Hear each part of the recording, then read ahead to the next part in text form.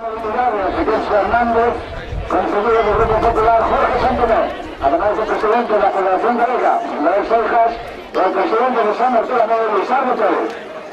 Aquí tenemos al equipo de Torre Muchapela, terceros clasificadas en medalla de bronce.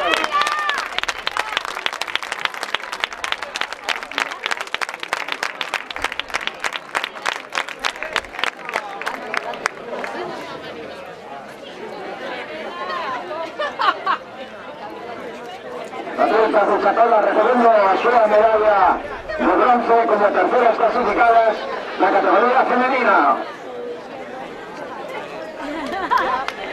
Un aplauso para Atleta Muchapela.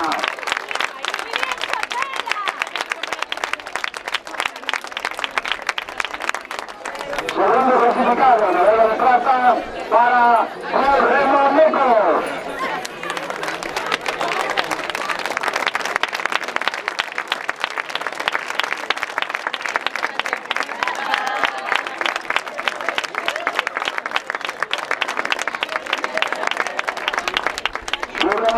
Medalla de plata en este campeonato de la isla de Tres Viñas.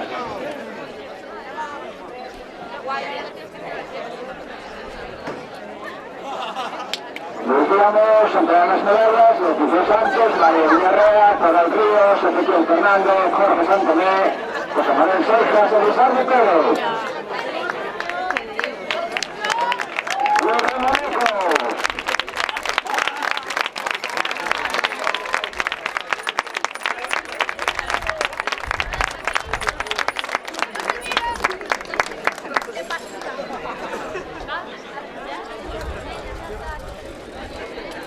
A continuación, las campeonas de esta categoría femenina del Campeonato Gallego.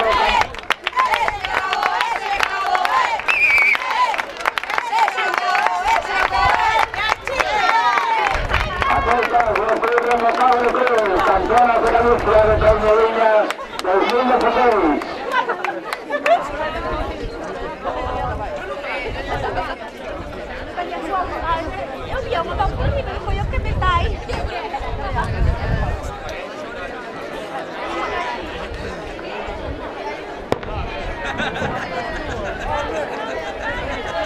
A continuación, la tripulación de Cabo Cruz para recibir también